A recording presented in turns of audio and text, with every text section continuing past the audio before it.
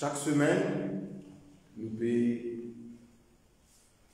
pouvons pas diffuser, mais voilà, envoyer en vidéo notre messe. Et comme notre condition actuelle pas permet de nous joindre dans l'église et surtout avoir des grands publics, donc nous pouvons utiliser le réseau Internet comme je connais. Et je connais bien la situation actuelle à Maurice, c'est pas prêt de s'améliorer. Et donc, ça risque de continuer un bout de temps. Et c'est pourquoi donc, puisque les dimanches, on ne va pas célébrer beaucoup de messes, actuellement, on voulait dire, en temps normal, c'est 3, le week-end. Mais voilà, vous profitez donc, nous donnons en même temps ce qui nous dit la semaine dernière, cette catéchèse mystagogique, qui ça veut dire, donc voilà, un enseignement à travers ce qui nous peut célébrer, et en même temps que ça vient permettre de nous rejoindre notre vie de tous les jours, bien sûr en lien avec la fête, et bien sûr lié avec la parole de Dieu. Et là, c'est tout donc, si, comme dire, peut-être il y a des enfants qui peuvent écouter, alors ils vont donc nous attentifs. Peut-être nous sommes capables de remarquer que nous commençons la messe avec le signe de croix, chanté de manière très développée. Le signe de la croix, à nous retenir ça, c'est dessus qu'elle va être la catéchèse en lien bien sûr avec la fête qui nous peut faire, la Sainte Trinité. Voilà une geste qui nous fait nous les baptiser régulièrement, plusieurs fois par jour. Je connais bien. Avant chaque prière, avant le repas, etc. Le geste que nous posons. Et là, donc, mon but là, c'est de découvrir la profondeur de ce geste qui nous peut poser et non pas un geste banal qui nous fait, comment dire, pour observer beaucoup, hein, dans des personnes qui font comme ça, quand il y a des pousse-mouches. Non. Alors, d'abord, une observation.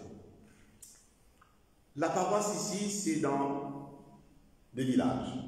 Un village, c'est un gros village, c'est un village, et la même chose pour Nico.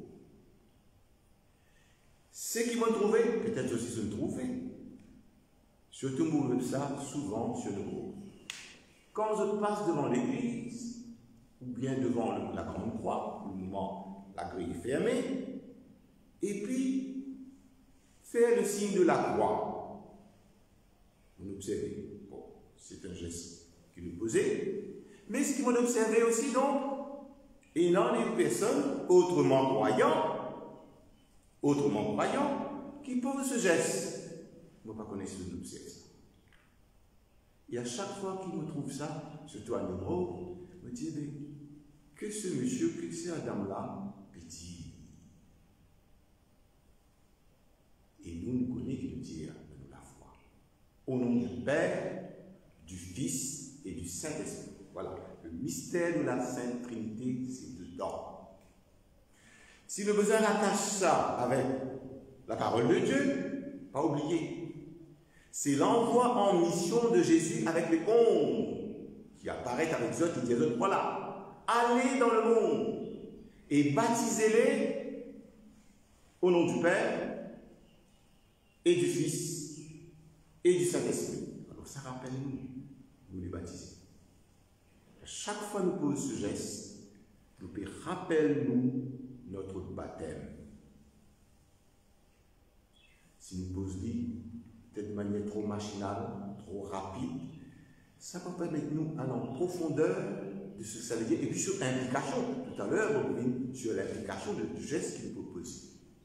Baptisez-les au nom du Père, du Fils et du Saint-Esprit. Ça veut dire donc que par notre baptême, et là mon Père adresse-moi le baptiser, par notre baptême, nous nous plongeons dans la vie trinitaire de Dieu. Pour faire, bref, vie trinitaire de Dieu, c'est ça notre vie éternelle. C'est ça notre véritable destinée. Pas souvent nous réaliser, chaque fois nous pose ce geste, nous rappelle notre destinée finale. Partager la vie de Dieu, Père, Fils, dans l'Esprit. Et cette vie de Dieu, c'est une vie de communion d'amour. Alors, à nous retenir ce mot, de communion d'amour. La vie de Dieu, ça ne peut pas être autre chose. Et maintenant, nous revenons maintenant, donc voilà, nous pose ce geste.